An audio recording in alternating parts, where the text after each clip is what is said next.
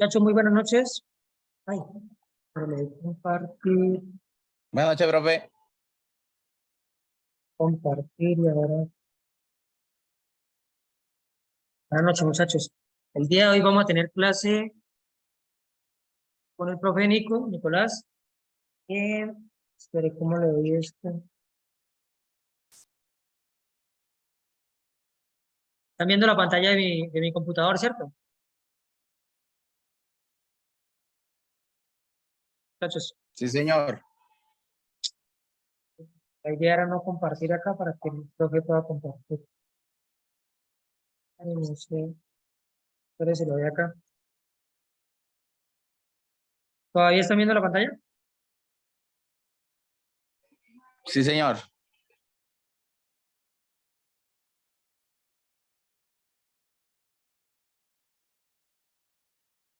La idea no era compartir. Bueno, muchachos, el día de hoy vamos a tener la clase de derecho de petición. Lo que les he dicho en varias oportunidades, es muy importante tener claro los conceptos y cuándo se aplican los mecanismos de protección, ¿cierto? Los mecanismos de participación y los de protección, cuándo se aplican, cómo los aplico, cuándo es necesario, cuál es el protocolo para hacerlo, necesito o no necesito abogado, es cuando la circunstancia está sucediendo o cuando ya sucedió, cuántas personas pueden interponer, ante qué tipo de derecho, cómo puedo participar, cómo puedo solicitar un mecanismo. Es muy importante, porque esto nos ayuda en competencias ciudadanas, nos ayuda en constitución y nos ayuda en derechos humanos. Es muy importante, ¿cierto? Hasta nos puede ayudar en la prueba de acciones y actitudes, en lo que tiene que ver con perfil, porque siempre van a preguntar cosas acorde a la constitución política, ¿no? Espere que no sé cómo dejar de compartir. La idea es eso, muchachos, tener muy claros los tiempos, los recursos y, digamos, cómo se desarrolla o cómo puedo accionar cualquier tipo de mecanismo. Profe, buenas noches.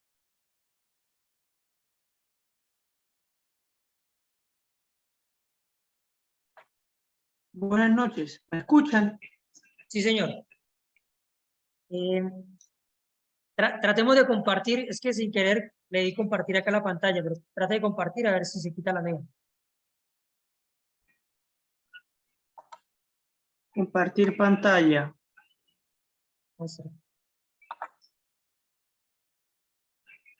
¿Sí están viendo ahí la pantalla? En la mía.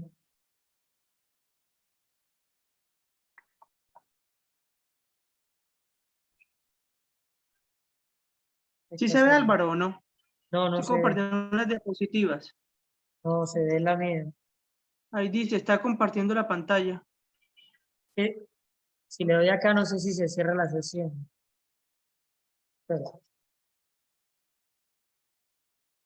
no, no se cerró. Listo. Ya. Pero sí aparece la Sí, diapositiva, derecho ¿sí? a petición. Sí sale. Sí. Sí.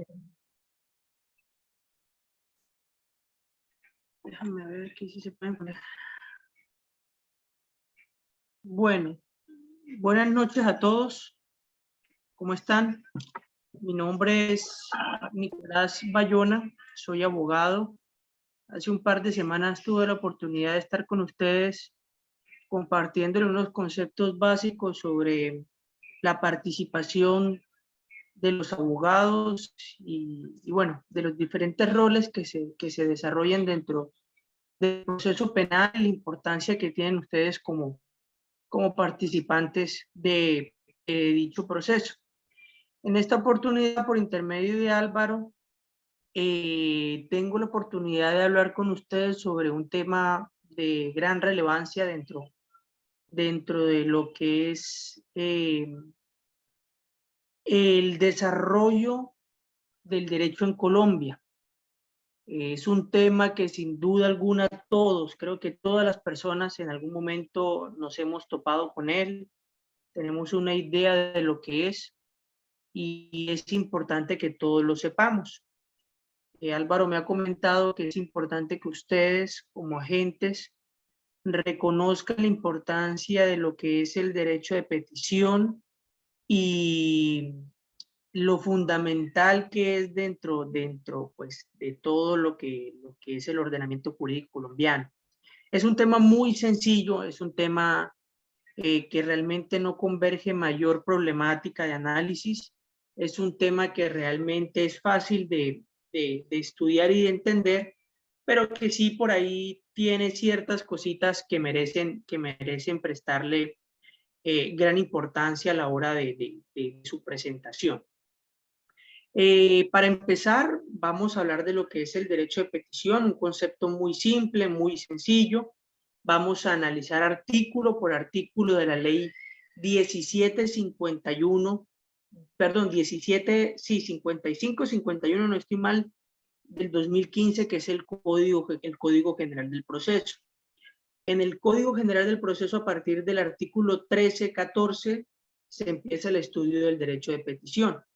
Esa parte en su momento fue objetada por la Corte Constitucional, pues su desarrollo se entendió inconstitucional, pero actualmente ya tiene una declaratoria de constitucionalidad. Es decir, en el momento que ustedes quieran estudiar lo que es el derecho de petición, tendrán que remitirse principalmente a lo que es el concepto emitido en la ley que les mencioné hace un momento, en la ley 1750, en el Código General del Proceso. No estoy seguro si es 1751 o 1755 del 2015. Después de analizar esos artículos, vamos a presentar muy someramente cómo redactar un derecho de petición, qué es lo que deben tener en cuenta y cuáles son los términos para que ustedes como peticionarios puedan recibir la respuesta. Después de eso, pues responderemos las dudas correspondientes y daremos por terminada la exposición. Bueno, para empezar, el derecho de petición está regulado también en el artículo 23 de la Constitución Política. Es un derecho fundamental de análisis jurisprudencial bastante extenso. Es la facultad que tiene toda persona para presentar solicitudes respetuosas. Es una característica importante a mencionar dentro del concepto, que son solicitudes respetuosas ante las autoridades o entidades, incluso también particulares, ya sea en el interés general o particular, y al derecho que tienen no solo de presentar esa solicitud, sino que en virtud de eso, consecuentemente, obtener una respuesta a esa solicitud de manera completa y de fondo. Generalmente, ¿qué se pide, qué se solicita en los derechos de petición? Generalmente es el reconocimiento de un derecho, la intervención de una entidad o de una autoridad en una situación en particular o de unos funcionarios, la resolución de una situación jurídica en concreto, la prestación de un servicio, consultas en generales y solicitudes en generales. Ese es el concepto que nos trae el artículo 23 y el Código General del Proceso del Derecho de Petición.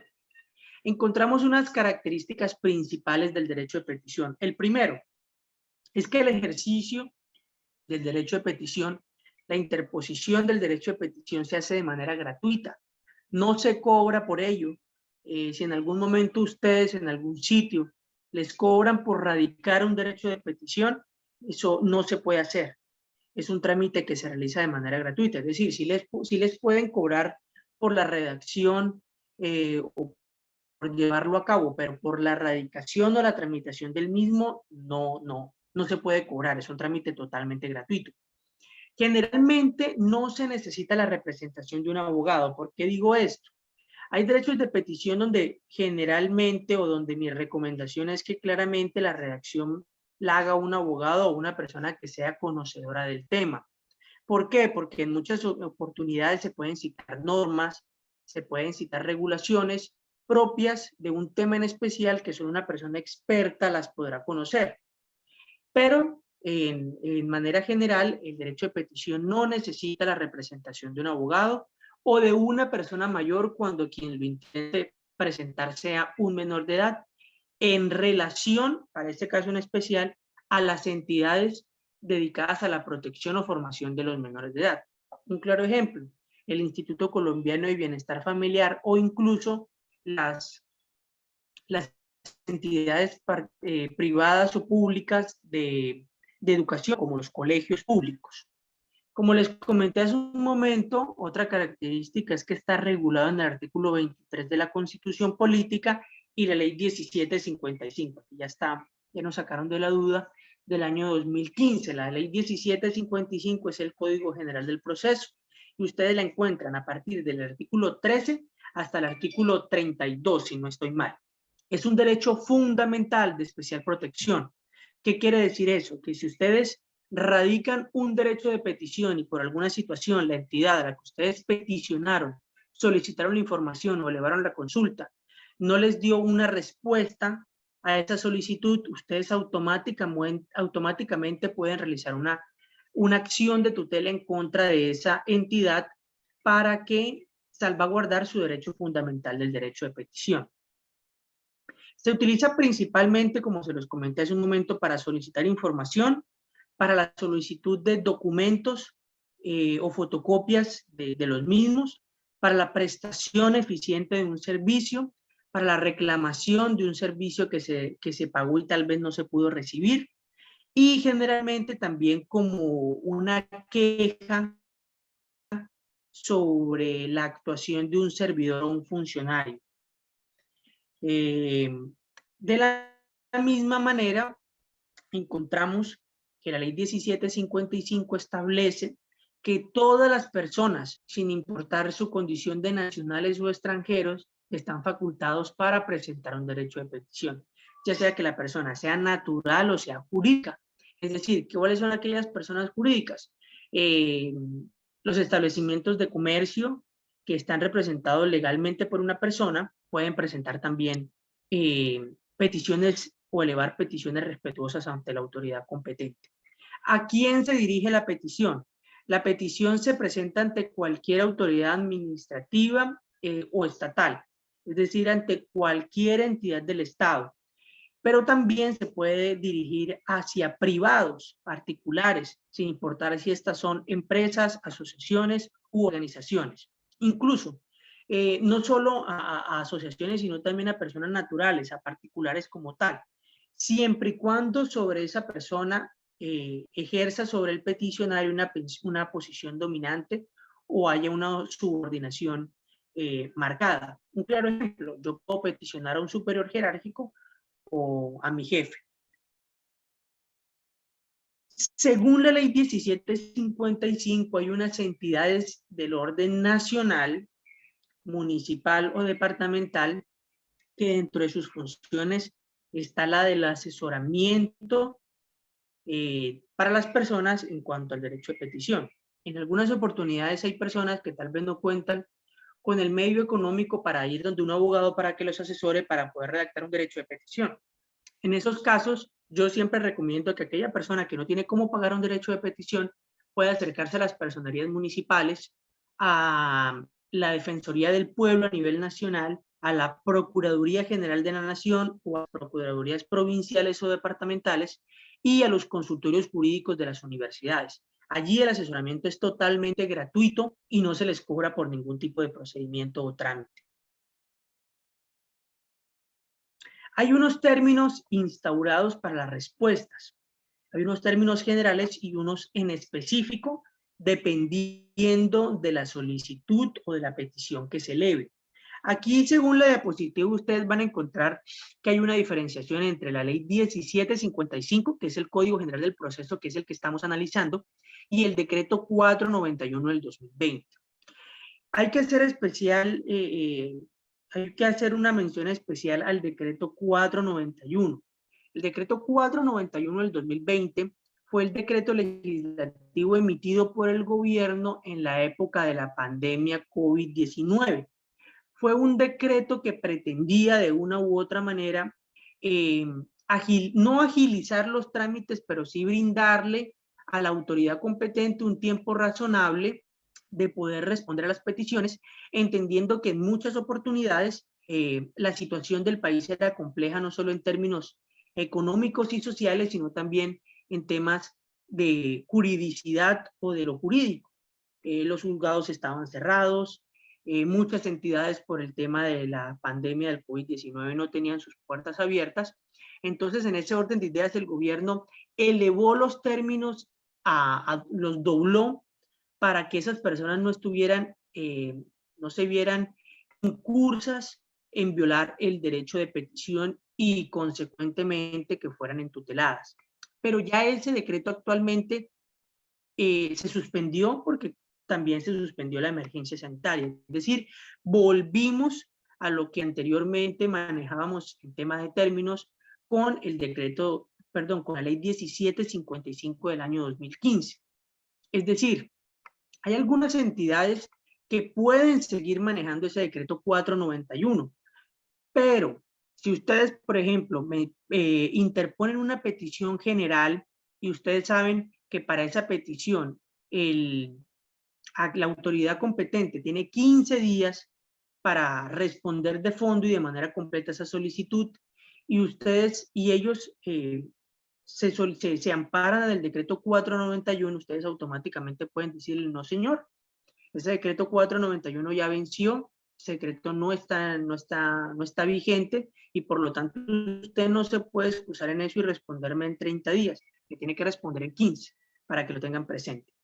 En ese orden de ideas, lo que es los PQRs, es decir, peticiones, quejas, reclamos y solicitudes, se resuelve desde el término general de 15 días, generalmente hábiles. Es importante que ustedes diferencien entre el término hábil y el término calendario. ¿Cómo saben eso? Dependiendo del término o el horario que maneje la entidad. Aquellas entidades que trabajan hasta los días sábado, ese día se entenderá como día hábil y no como día calendario. Aquellas entidades que los sábados y domingos laboren, dentro de esos 15 días ustedes deben contar los sábados y los domingos. Profe, Aquellas entonces entidades que vendría a trabajen ser de un lunes, ejemplo, digamos, la institución de nosotros.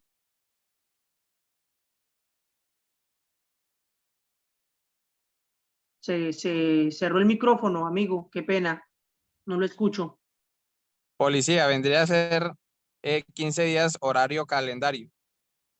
Si ustedes, si quien recibe, porque según entiendo ustedes dentro de la Policía Nacional manejan varias dependencias, una parte como asistencial, pero también hay una parte administrativa. Si esa parte administrativa labora los días sábados y domingos, esos días deben contarlos como días hábiles. Si esa dependencia no trabaja durante esos días, pues claramente no los contarán. Generalmente, pues la mayoría de las entidades sábado y domingo no trabajan o trabajan sábado hasta mediodía. El día sábado se tiene que contabilizar. Para la solicitud de copias o de documentos se maneja un término inferior porque se entiende que si una persona está solicitando un documento es porque necesita o requiere hacer un trámite para ello y por eso hace la solicitud, por eso se maneja el término de 10 días. Para la solicitud de información pública lo mismo y lo mismo la información entre entidades. El derecho de petición, como lo mencioné hace un momento, opera para absolutamente todo. Entonces, para nadie es un secreto que entre las entidades se hacen peticiones y se solicitan información de interés público o información de interés para los peticionarios y los solicitantes. Para las consultas, tiene un término de 30 días y para el traslado por competencia es un término de 5 días. ¿A qué hace referencia el traslado por competencia? Es decir, yo, Nicolás, hago parte de una dependencia relacionada con cuerpo técnico de investigaciones, por decirlo de alguna manera. Y Álvaro hace una petición relacionada con una política pública que está haciendo la policía en cuanto a, no sé, consumo de estupefacientes. Claramente yo no soy el competente para resolver esa petición porque no es de mi competencia. Yo tengo la obligación de los 5 días siguientes trasladarla a la autoridad competente, ya sea la dependencia de la policía, que sea la competente para informarle al peticionario sobre la solicitud que hizo. Ese es el traslado por competencia. ¿Hasta aquí todo va claro? Bueno, asumo que sí. Las peticiones se pueden presentar de dos maneras. Pueden ser de manera escrita o de manera verbal. Generalmente se presentan de manera escrita porque hay un sustento que puede comprobar la presentación de esa solicitud. Pero eso no quiere decir que esa sea la única forma de hacerlo. De manera verbal también se puede hacer, solo que hay ciertas excepciones, no, perdón, sino ciertos requisitos que se deben cumplir para que prospere la petición de manera verbal. En el caso de las primeras, es decir, las escritas, la ley 1755 establece qué debe cumplir una petición para que ésta sea válida, cómo se debe conformar, cuáles son los elementos de un derecho de petición para que ustedes al momento que lo radiquen no se los vayan, no a devolver, pero sí a pedirles que se los aclare. Por eso ustedes tienen que ser muy conscientes de cómo lo van a estructurar al momento que quieran realizar una solicitud. Lo primero que tienen que hacer es mencionar la entidad a la cual va dirigida. Ya en un ejemplo más adelante lo vamos a ver. Seguido de ello, ustedes tienen que identificarse. Yo, Nicolás Mauricio Bayona Ramírez, identificado con cédula de ciudadanía número 00000, expedida en el Distrito Capital de Bogotá, en mi condición de la labor que yo desarrollo, radico el siguiente derecho de petición o solicito la siguiente información o realizo ante usted como autoridad competente la siguiente consulta o solicito ante usted la siguiente documentación. En virtud, eso lo que estoy haciendo es solicito ante usted la siguiente documentación, es el objeto de la petición. ¿Qué estoy pidiendo? Unos documentos, estoy solicitando una información, estoy haciendo un reclamo, estoy solicitando que se me preste un servicio. Eso es lo que yo estoy pidiendo, es el objeto de la petición. Debe ser muy claro, debe ser corto, debe ser sucinto. Uno no debe explayarse, debe ser lo más claro posible para que a la autoridad o a quien está recibiendo la petición le quede claro qué es lo que tiene que responder.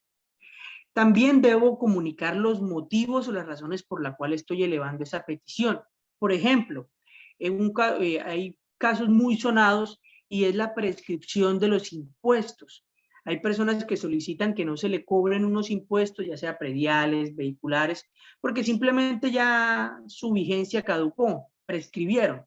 Entonces yo no solo puedo hacer la solicitud, no es solo decir, quiero que por favor no me cobren ciertos años, no, sino decir por qué. O sea, debo decir, es que yo soy propietario de un vehículo marca tal, ese vehículo se encuentra matriculado en tal ciudad, debo describir el vehículo, debo decir que el vehículo se encuentra en tránsito y que sobre ese vehículo, como bien todo el mundo sabe, pues se pagan unos impuestos, que yo he sido renuente a pagar los impuestos, pero que yo sé que hay una ley donde dice que después de 5 años a mí no me pueden cobrar impuestos. Entonces, que yo quiero que se me aplique ese impuesto.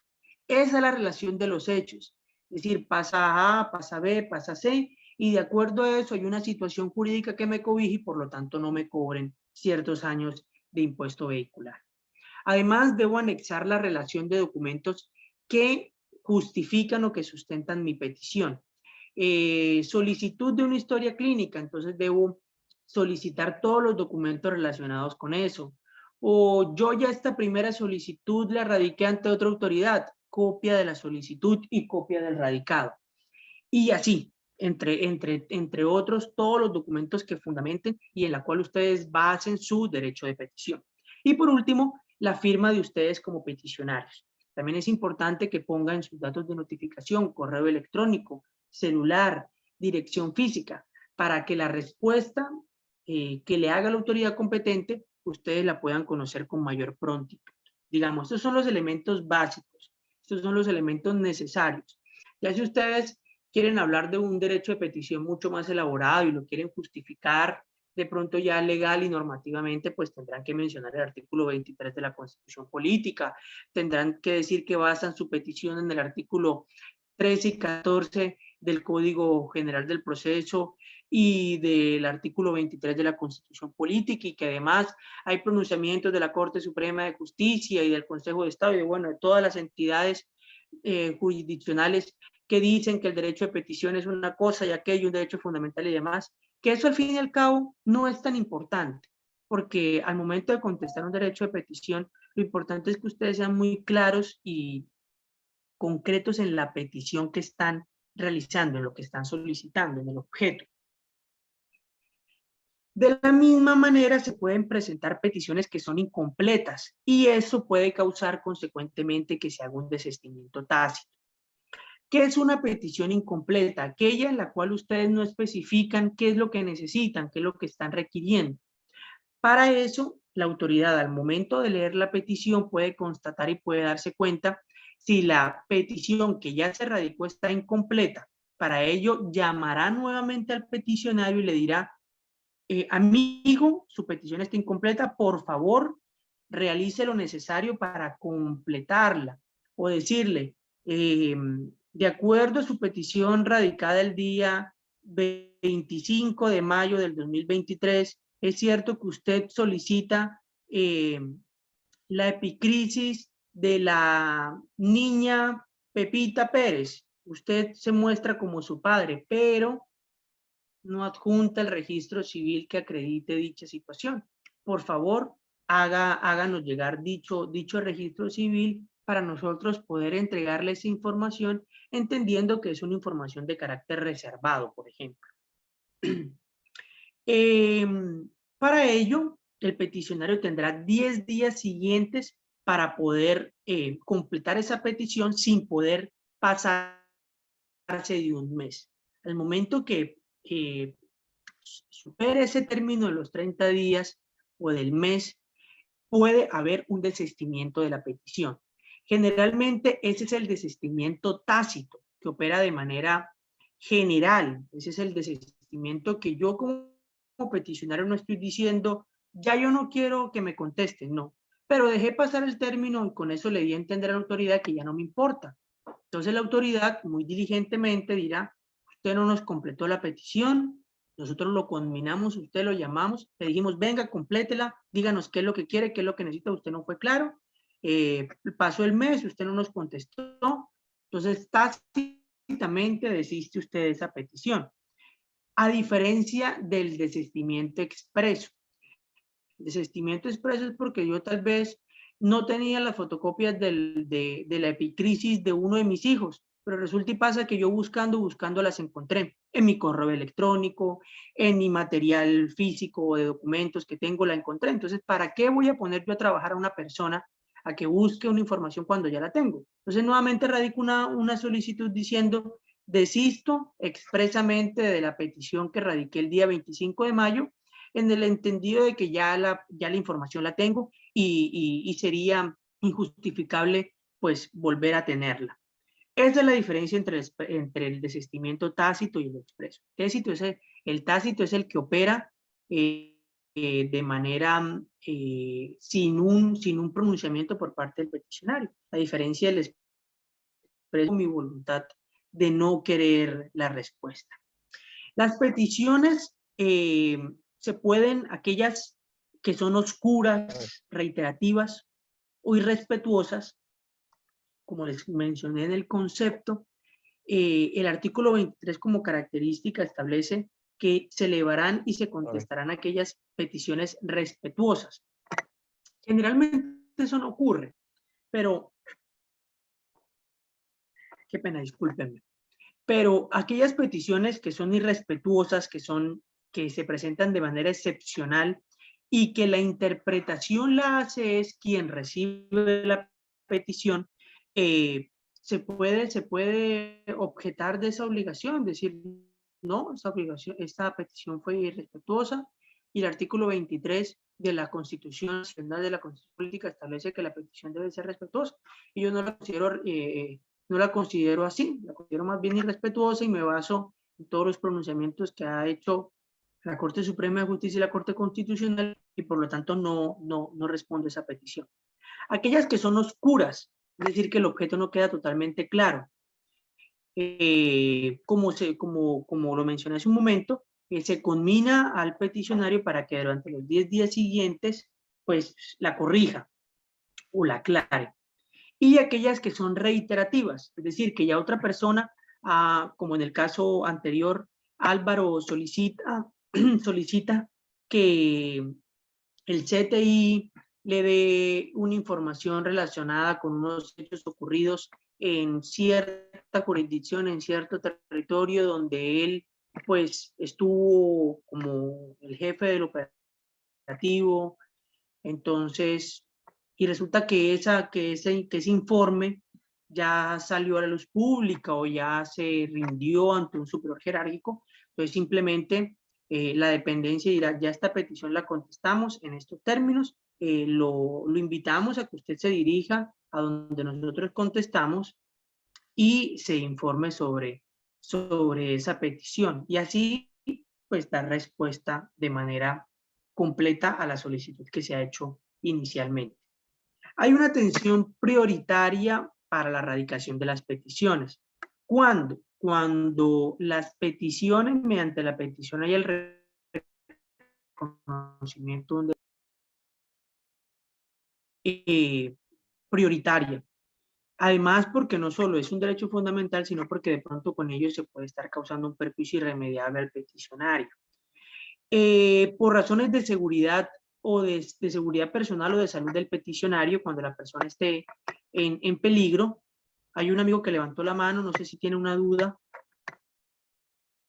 Profe, qué pena interrumpirlo ahí. Yo Kilo. tengo una duda. En el momento que se hace el derecho de petición y lo que usted acaba de mencionar, al peticionario le faltó algún documento, ¿cierto? Se le hace saber a este y entonces los 15 días hábiles empiezan a contar a partir del momento que vuelva y traiga ese documento. A partir de que usted subsane el derecho de petición, empiezan a correr los días.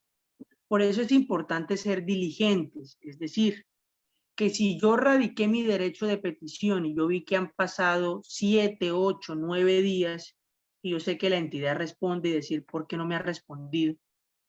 O ¿por qué no me...? De por sí la autoridad tiene la obligación de notificarle a usted. Digamos, usted me peticiona a mí y yo le digo, a usted le falta acreditarme tal situación. Yo lo tengo que notificar a usted. Por eso usted en el derecho de petición me tiene que poner sus datos de notificación, su correo electrónico, su número de celular, para yo comunicarme con usted y decirle, recibimos una petición suya el día tal, con radicado número tal, pero la vemos que es incompleta. Por favor, y de eso han pasado 2, 3 días, por ejemplo. Por favor, venga, subsánela, tráiganos la documentación, o sea, claro en lo que está pidiendo. Usted tiene la obligación o más bien el deber de ser diligente y decir, sí señor, voy a subsanarla porque entre más me demore, pues más la entidad se va a demorar en responderme. Es decir, los términos se contabilizarán nuevamente a partir de la subsanación del derecho de petición. Es decir, yo no puedo esperar 13, 14 y esperar el último día y decir, voy a subsanar para que se le vence el término y yo poder entutelarlo. Claramente no, porque al momento de que ustedes instauren la tutela, en la respuesta a esa tutela, como autoridad yo diré, pero es que yo a la persona lo llamé y la persona nunca vino a subsanar el derecho de petición, vino cuando se iba a vencer el término y yo todavía me encuentro en término para ello. Entonces, sí es importante que tengan eso presente. Los términos se contabilizan al momento de que se encuentre subsanada la petición. Si no se encuentra Una vez el peticionario se le olvidó entregar ese documento y pasó el mes, ¿cierto? Él puede entablar otra vez nuevamente ese mismo derecho de petición, empezar prácticamente el proceso otra vez desde ceros. Lo que pasa es que ya se tornaría una petición reiterativa, ya la hizo, para que, por practicidad, uno lo que, si a mí me han notificado, si usted lo notificaron y le dijeron está incompleta, pues me parece que es mucho más fácil que usted complete esa petición a que vaya y radique un nuevo derecho de petición. Me parece que lo más lógico es que usted la complete. Yo para Sí, claro, qué pero voy por a... alguna circunstancia X o Y, una calamidad familiar y al hombre se le pasó, y diga, Sí, no, yo sí, necesito de todas formas sí, sí, y anexo es todo que lo que me pasó, que por X o Y razón no pude llevar esos documentos y por eso vuelvo a hacer este derecho de petición reiterativo. lo que pasa es que ya en ese caso no habría una reiteración, sino que ya habría operado el desistimiento tácito de la petición. Es decir, radica un derecho de petición. El derecho de petición está incompleto. A mí me notifican de que está incompleto y yo por alguna calamidad, por alguna situación personal, no subsano ese derecho de petición. Y yo al mes lo quiero subsanar. Claramente, ese derecho de petición, la persona me dirá, no, es que ya operó el desistimiento tácito, no le puedo responder. Por favor, radico una nueva petición. ¿Me hago entender? Sí, señor. Entonces, es importante tener eso claro porque claramente ya no sería una petición reiterativa, sino que más bien pasaría a operar el desistimiento tácito de la, de la petición y por tanto, pues ya la autoridad no estaría obligada a responder, sino ustedes tendrían la obligación como peticionarios de solicitar de hacer una nueva petición. Como veníamos hablando, retomando es la atención prioritaria, entonces estábamos hablando de un derecho fundamental cuando esté causando un perjuicio irremediable por razones de seguridad o de salud. Y por último, cuando la petición se realice en una labor periodística, en cuanto a la consulta de una información, en virtud del derecho de expresión y de la información, claramente una atención prioritaria. De la misma manera, en el articulado de la ley 1755, establece que cuando un número plural de personas establezcan peticiones análogas, es decir, con el mismo objeto, pues la administración podrá dar una única respuesta y publicar esa respuesta a través de una página web o entregarle a cada uno de los que solicitaron la información una copia para que todos sepan la respuesta y no digamos hacer respuesta por respuesta porque sería realmente innecesario. Hay unas solicitudes que por el objeto o lo que se solicitan pues no se pueden resolver. Es decir, aquella información que es de carácter reservado y que por lo tanto no se puede entregar.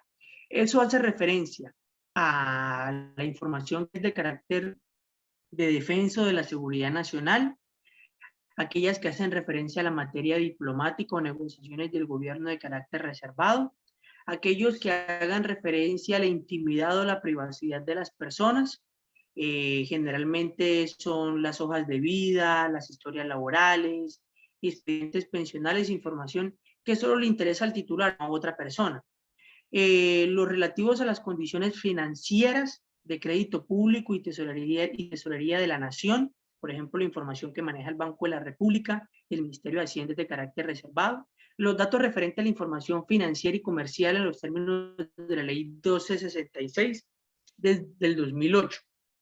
Esa es la ley de habeas data, que eso realmente no es que se cumpla mucho porque ustedes se dan cuenta que en algún momento ustedes nunca han sido clientes de una línea telefónica como por ejemplo Movistar y un día los llaman y les van a ofrecer un servicio. Movistar no tendría por qué tener el número de ustedes, pero sucede. Esa información es de carácter reservado, pero la ley estipula que digamos no se puede solicitar esa información, pero en la práctica no sucede mucho. El secreto comercial y el secreto industrial de las empresas claramente pues no se puede peticionar.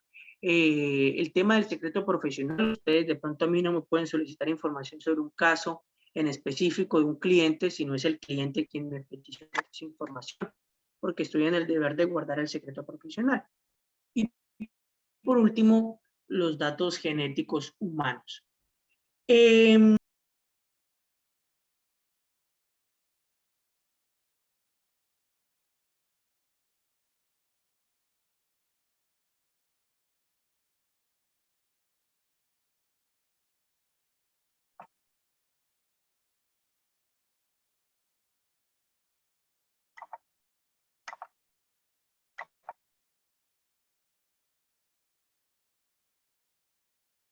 Se cortó la clase. ¿Sí ven la pantalla? Sí, señor. Listo. Ya por último, para hablar ya en cuanto a la parte teórica, de las excepciones que hablamos hace un momento, en algunos momentos, excepcionalmente, sin que suene redundante, excepcionalmente no operarían esas excepciones. Entonces, hace referencia a que el carácter reservado de una información o de determinados documentos no será oponible a las autoridades judiciales, legislativas, ni a las autoridades administrativas que, siendo constitucional o legalmente competentes para ello, la soliciten para el debido ejercicio de sus funciones. Es decir, que usted, por ejemplo, en el caso específico de ustedes, si ustedes necesitan, digamos, para alguna investigación, la epicrisis o la historia clínica de una persona, para el ejercicio de su función, claramente esta información no les podrá ser reservada. Claramente se les tendrá que entregar en virtud de que se está desarrollando una investigación. Igualmente hace referencia a que, como les he comentado hace un momento, digamos, todo esto es como de la parte pública, pero también se puede peticionar a los particulares. El derecho de petición también va dirigido a particulares siempre y cuando sea para garantizar un derecho fundamental ante esas organizaciones o ante esos particulares. Siempre y cuando sea con el ánimo de salvaguardar o evitar no tanto evitar una violación porque estaríamos hablando de otra acción, pero sigamos para salvaguardar un derecho fundamental. Esta es la parte teórica de lo que es el derecho de petición. Como les comenté al comienzo, es muy sencillo. Es un tema que realmente no converge mayor problemática, no es un tema extenso, es un tema que ustedes en 10 minuticos, si cogen la ley, lo leen perfectamente, lo entienden, no es complejo su entendimiento, su tema de su tramitación tampoco es complejo.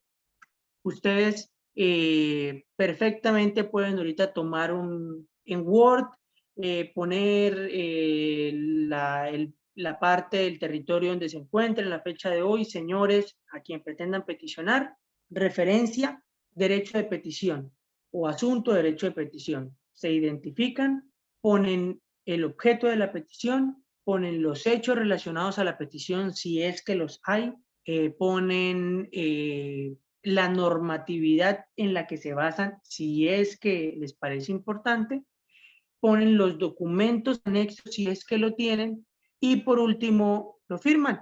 Van y lo radican si en la ventanilla de la entidad se lo permiten, llevan una copia ustedes, para su radicado, para su recibido, y dejan una copia ya. Empiezan a contabilizar ustedes 15 días hábiles, están pendientes a sus datos o a sus direcciones electrónicas y números del celular, y en ese orden de días ustedes podrán hacer el ejercicio de manera normal. Si están esperando una información, pues que la información se dé correctamente.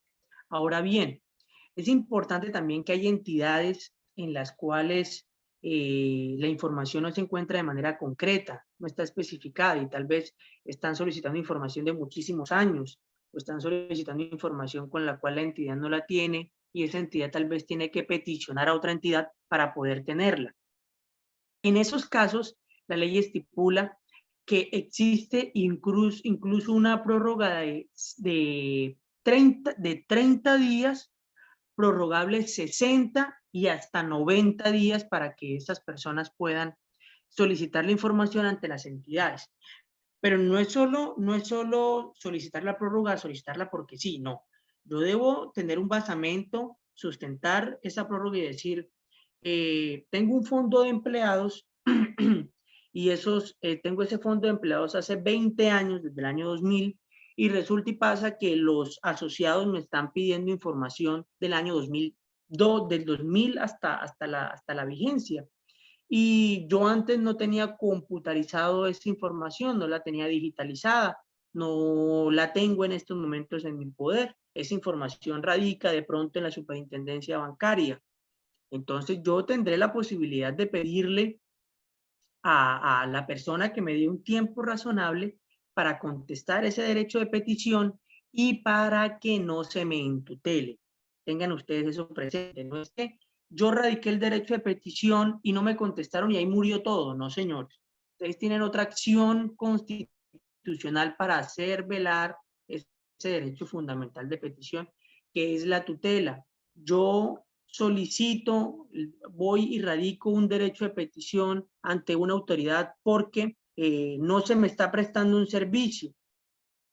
Deben tener presente que cuál es el correcto orden de las cosas. No debo ir de una vez a tutelar, sino debo decir, venga, yo pagué mi recibo de luz y de la nada ustedes me lo cortaron. ¿Cómo así? ¿Por qué? O resulta y pasa que ustedes me hicieron el banco me hizo un descuento de mi tarjeta débito y no sé por qué, si yo no debo ni nada.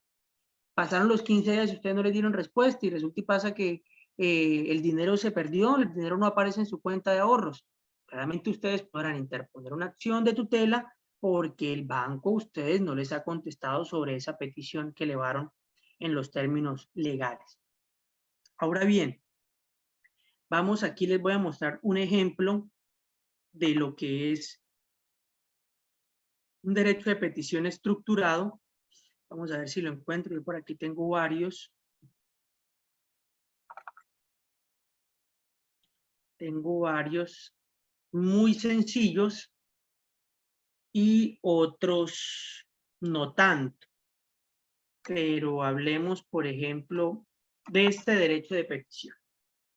Este derecho de petición es bastante completo en cuanto a los hechos y ahí ustedes podrán, digamos, verificar como el orden cronológico de lo que tiene un derecho de petición. También es importante que, porque estas plantillas se encuentran en cualquier documento de Word. Como les comenté hace un momento, el encabezado va dirigido a identificar, como ustedes pueden ver ahí, el territorio, Aguachica, 5 de diciembre del año 2022. ¿Para quién va dirigido? Este derecho de petición va, por ejemplo, para la comisaría de familia número 2 de Aguachica. Aquí estoy haciendo la solicitud de qué es lo que voy a hacer. Yo estoy solicitando que se aplace una audiencia de conciliación. Me notificaron que en una fecha determinada va a haber una audiencia de conciliación y yo como representante de una de las partes no puedo asistir ese día. Entonces le estoy solicitando mediante un derecho de petición a la comisaria o al comisario que por favor me aplace esa audiencia. ¿Cómo lo hago? Mediante un escrito o un derecho de petición. Aquí está todo el encabezado, nos identificamos la persona que hace el derecho de petición, entonces yo, la persona identificada con su número de cédula, reside en el municipio de Aguachica, es vecino y residente de la misma municipalidad, por medio del presente, aquí en el mismo párrafo, eso es lo que yo les aconsejo. Ustedes en el primer párrafo, de una vez pongan cuál es el objeto de la petición. Entonces, por medio de la presente me permito solicitar ante esta comisaría muy amablemente el aplazamiento de la audiencia de conciliación programada para tal fecha. Lo anterior, teniendo en cuenta que mi estado actual de salud me impide asistir a dicha reunión. Fácil, sencillo, no me compliqué, dije que no, que me la aplazaran porque no podía ir y puse porque no podía ir. Anexo los documentos que sustentan mi solicitud, es decir, que acreditan que me encuentro enfermo y pongo los números de contacto, los míos y de la persona que me representa. Y atentamente la persona, ahí está la firma. Es un derecho de petición bastante sencillo, ustedes se podrán dar cuenta, salió en 2 párrafos, en una sola hoja y cumple con todos los requisitos. No fue necesario que yo mencionara que en el artículo 23 de la yo estoy facultado para peticionar, que la ley 1755 faculta a todas las personas para peticionar. No, eso la autoridad competente ya lo sabe. Ya la autoridad competente sabe que existe una normatividad que faculta a todas las personas, sean naturales o jurídicas, sean colombianos o sean extranjeras, en realizar los derechos de petición. Entonces, como lo ven, a veces por hacer más, hacemos menos. Entonces, eso es lo que yo les recomiendo. Aquí tenemos otro. Aquí ya tenemos, este es el anterior, Profe, pero póngalo a compartir porque no lo está compartiendo. Pero aquí dice que estoy compartiendo pantalla. Ustedes no lo están viendo. Estamos viendo es, pero la diapositiva, profe. Ah, pero ya la cambié No hace sale rato. nada. No sale nada, profe. Espera, a Nos ver, sale esperen. la diapositiva donde dice derecho de petición. Dice, Déjenme ver un segundo porque hace rato estaba compartiendo, les cuento. Ah, aquí ya lo encontré. Listo. De este es el que les voy a hablar ahora, miren, como les ahora sí. comenté. Ahora sí, bueno, ok, entonces. Lo mismo, identifiqué la fecha en que estoy radicando la petición o en la fecha en que la hice. El momento que empieza a contar los términos es el momento en que yo radico la petición. Yo la pude haber hecho el 17 de agosto, pero la radiqué el 20. Empiezan a contar los términos a partir del momento de la radicación de la petición. Identifiqué la autoridad a la cual estoy peticionando, Comisaría de Familia número 2 de Aguachica, referencia de derecho de petición. Cordial saludo, identifico quién es el peticionario. Yo, tal persona, tal, en ejercicio del derecho de petición, ya este es un poco más elaborado como les contaba. En ejercicio del derecho de petición que consagra el artículo 23 y la ley tal, por medio de la presente me permito solicitar que se atienda la siguiente petición que más adelante voy a formular de acuerdo a los siguientes hechos. ¿Por qué no formulo aquí? Porque me parece importante que la autoridad conozca qué es lo que está pasando y por qué yo le estoy pidiendo lo que le estoy pidiendo. Entonces yo le comienzo a hacer el recuento de los hechos, digo que primero pasa una situación, que posterior a ella se presenta otra situación, y así voy hablando hecho por hecho, que estén totalmente relacionados con la situación de la que estoy hablando. Cuando ya los hechos peticiono y digo, ante usted solicito de la manera más atenta y respetuosa lo siguiente. Ya hablé de que se había presentado una queja de violencia intrafamiliar, por ejemplo, que es el caso este. Pero a mí la queja nunca me la entregaron, la fotocopia, y resulta que me están citando a una audiencia, pero yo no sé de qué me están citando porque no conozco el proceso. Entonces, antes de yo asistir a una audiencia, por favor, ustedes entréguenme toda la documentación necesaria del caso que yo debo conocer. Entonces, ya dije, relacioné los hechos, puse que me habían citado, todos los hechos necesarios que yo quiero que la autoridad conozca y luego solicito. Por favor, entrégueme copia de la queja que se radicó en mi contra, la información sobre el estado actual de todas las actuaciones que se han adelantado, si me van a hacer un régimen de visitas, que ese régimen de visitas primero se me comunique para ver si yo estoy de acuerdo, y por último dejo los números de notificación y listo, y firmo. Ahí está claro y sencillo el derecho de petición. Y aquí ya era el otro que les comentaba hace un momento, que es el más sencillo, el de la audiencia de conciliación. No me puse a mencionar que estoy facultado por el artículo 23, no me puse a mencionar que la ley 1755 me faculta, no, ya eso no es necesario. Señora comisaria de familia, usted me citó a una audiencia, yo ese día no puedo ir porque me citó muy pronto y yo me encuentro enfermo, me encuentro incapacitado, entonces le estoy diciendo que no voy a ir, que por favor la aplace, y la aplace porque estoy enfermo. ¿Cómo le acredito mi condición de enfermo? Entregándole los anexos, mi historia clínica, mi incapacidad médica, un reporte psicológico o psiquiatra donde dice que no me recomiendan ir a esa audiencia, y listo. Por favor, me notifica a los siguientes números o al siguiente correo electrónico para cuándo queda la nueva fecha y firmo. Ese es el derecho de petición. Sencillo, claro, no me puse a citar normas, no me puse a decir que hay una norma que me faculta, que es que según el Código General del Proceso las audiencias se pueden aplazar, porque no es necesario, no es necesario. Si de pronto siento que es un tema que requiere mayor importancia, como por ejemplo, ¿cuál? El tema de la prescripción de los impuestos. No sé si aquí alguno tenga vehículo. Cuando ustedes dejan de pagar los impuestos de sus vehículos, solo se les puede cobrar los últimos 5 años. Los impuestos posteriores a esos 5 años no se pueden cobrar. ¿Por qué? Porque prescribieron, caducaron. En muchas oportunidades les niegan las peticiones y dicen, no señor, tiene que pagar. Yo voy a decir, ¿pero por qué?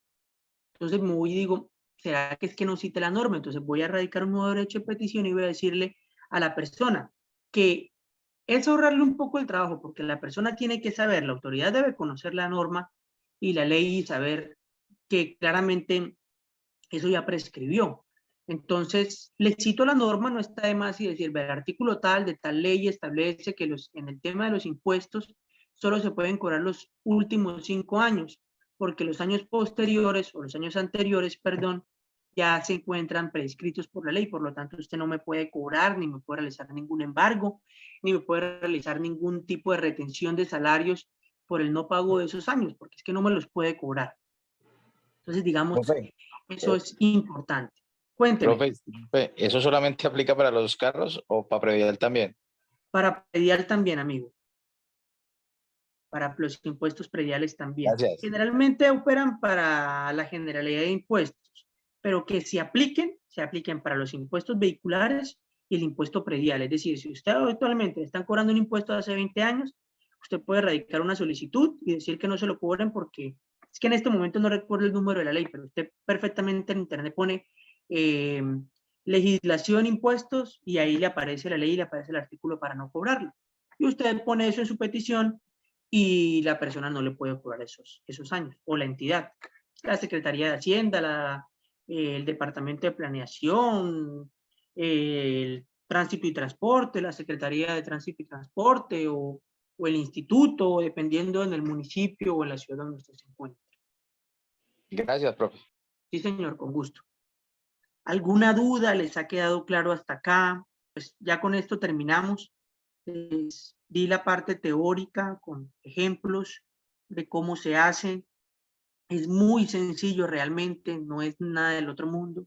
Ustedes en internet encuentran infinidad de modelos de derechos de petición, citando o no citando normas. Incluso ustedes en internet ponen derecho de petición para solicitud de documentos y le aparecen de una vez con las normas que tienen que citar. El amigo espartano está levantando la mano, cuénteme.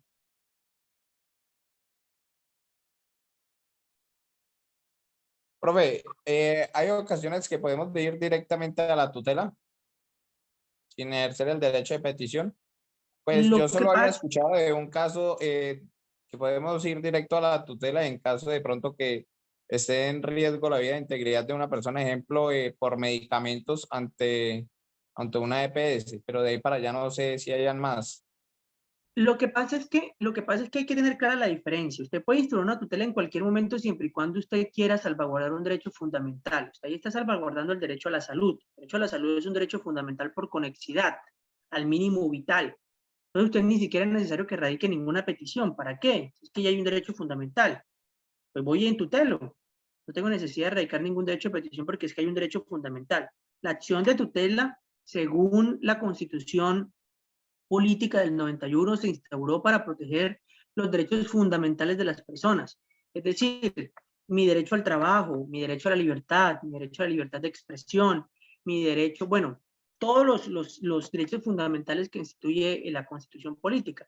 ¿Yo para qué voy a peticionar a una entidad porque ¿qué? Porque yo como periodista no me dejan publicar un artículo? No tengo necesidad de hacer ninguna petición, voy y radico una acción de tutela, porque es que están violentando mi derecho fundamental. Ese es el aspecto característico. Una acción de tutela opera para la protección de derechos fundamentales. Aquí no. Aquí usted está solicitando información, está haciendo consultas. ¿Cuándo es que opera la tutela? La tutela opera cuando usted no le responden. ¿Por qué? Porque el derecho de petición es un derecho fundamental. Por eso, cuando usted no le contestan, ¿qué están haciendo? Violentando su derecho fundamental. ¿Y usted cómo lo salvaguarda? Con una acción de tutela. Es simple y sencillo. ¿Alguna otra duda?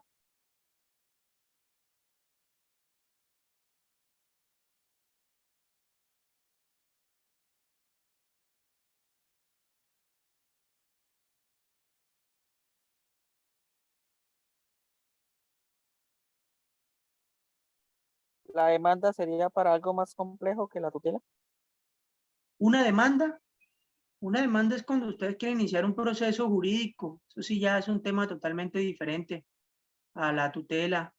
Ya la demanda es, por ejemplo, cuando se ha presentado, la demanda es cuando ya hay un conflicto, porque no me pagan prestaciones sociales como trabajador, porque hay un despido injustificado, entonces demando a mi empleador, porque o una denuncia por una conducta que está tipificada como delito, entonces denuncio ante la fiscalía esa conducta, ya es un tema diferente. O sea, en Colombia el ordenamiento jurídico se ha encargado de salvaguardar las diferentes eh, situaciones en las cuales se puede ver inmersa una persona. ¿Para qué? Para que la persona pueda reclamar ante la jurisdicción, ante los jueces, su interés. Es decir, si una persona viene a mí y me da una paliza, me pega, me causa unas lesiones, pues yo la denuncio. ¿La denuncio por qué? Por lesiones personales. O si me atraca, si me roba, la denuncio por hurto.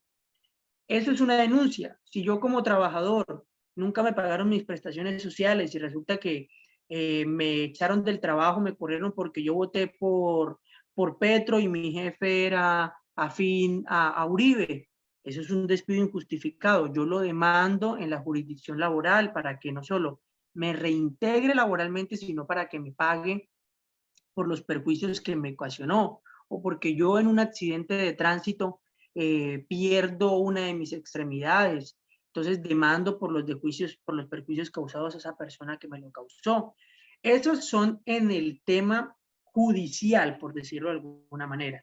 Pero esto es en la etapa administrativa ante autoridades. Es decir, yo hoy me enfermé y resulta y pasa que yo llamo a mi EPS y mi EPS no me manda mi incapacidad.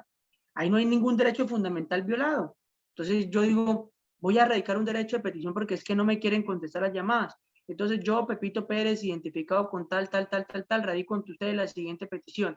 En virtud de que primero me enfermé tal día, segundo estuve hospitalizado tantos días, tercero se me elevó una incapacidad y hasta el momento no la recibí en mi correo electrónico o no me la han hecho llegar. Por lo tanto, solicito ante ustedes nueva EPS, por ejemplo, se me haga llegar mi incapacidad. Eso es un derecho de petición. Listo, cortico, sencillito, ustedes lo radicaron y tengan sus 15 días su incapacidad. Eso por ese lado. Pero resulta y pasa que estoy enfermo y no me quieren entregar unos medicamentos. Pues voy en tutela porque es que me están violentando el derecho fundamental a la salud. Voy en tutela. Ahí hablamos perfectamente de 4 situaciones totalmente diferentes y para las 4 hay una acción totalmente diferente. Para la una hay una denuncia, para la otra hay una demanda, para la otra hay una tutela y para la otra hay un derecho de petición. Y así podría yo seguir con muchísimas situaciones donde ustedes pueden interponer no una tutela, sino una acción de grupo, sino una acción popular, interponer, bueno, infinidad de acciones que ustedes la ley les da para salvaguardar el interés que quieren cuidar.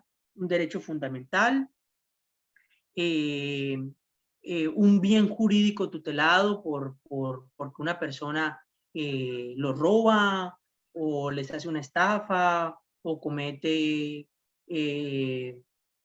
mata a uno de sus familiares y ve lacerado el bien jurídico tutelado de la vida y así.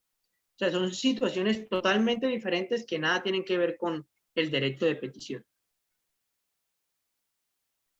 Profe, usted me habla de un derecho de petición verbal. ¿Usted cómo amarraría ese caso en verbal teniendo conocimiento que las palabras se las lleva el viento, no? O sea, yo puedo decir, no, usted no vino. Sí, señor. Cuando usted radique un derecho de petición de manera verbal, es decir, usted esté en una comunicación telefónica o usted esté en la dependencia, usted automáticamente debe solicitar un número de radicado para esa petición.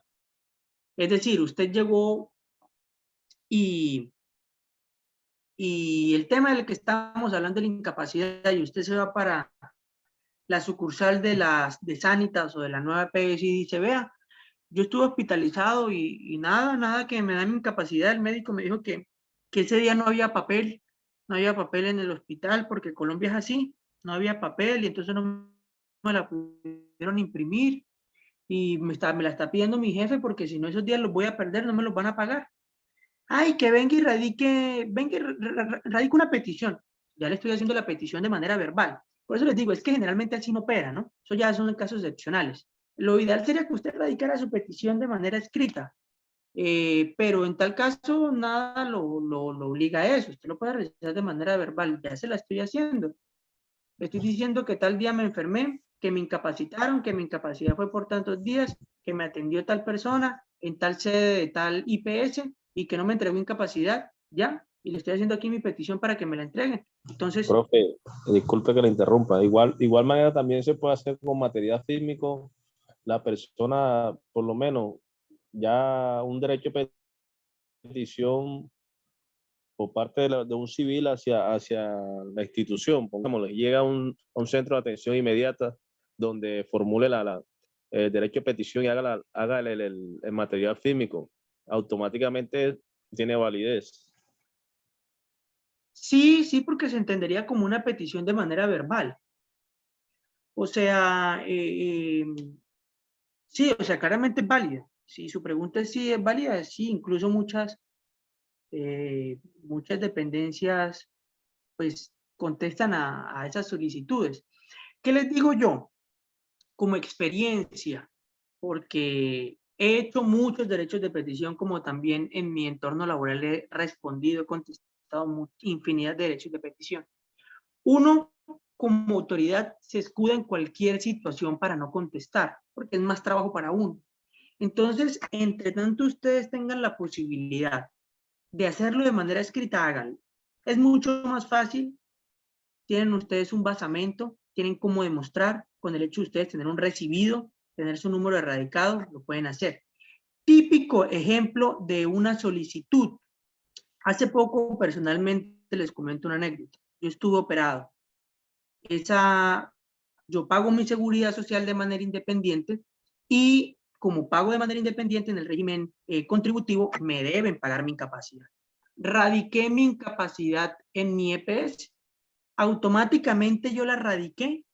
Eso es una solicitud y automáticamente el sistema me arrojó un número de radicado con el cual yo puedo día a día ver el estado de mi incapacidad. Eso es un derecho de petición que tal vez no es como lo vimos ahorita, pero es una petición que yo hice. Yo hice una solicitud. Ellos tienen 15 días hábiles para contestarme. En ese término me contestaron y me dijeron, sí señor, ya su incapacidad fue liquidada, pero se pagará en tal fecha, entendiendo que se pagan siempre con tantos días de diferencia. Fue una petición, no tuve que radicar ningún documento, o sea, sí tuve que radicar unos documentos en cuanto a los anexos, es decir, la incapacidad que me dio el médico y mi epicrisis, que decía que sí, que me operaron y que necesitaba una incapacidad de un mes. Entonces, radiqué los documentos anexos, pero no me tocó radicar una petición como la que ustedes están viendo en pantalla, de solicitar, por favor, que se me pague la incapacidad porque tal y tal cosa, ¿no?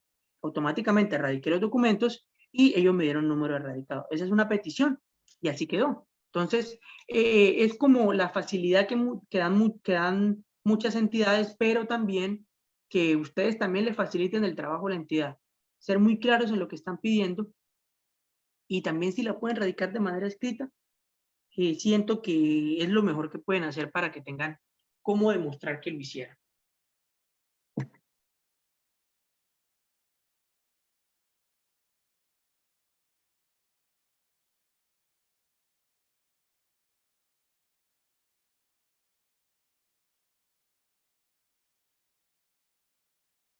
Bueno, creo que con eso terminamos.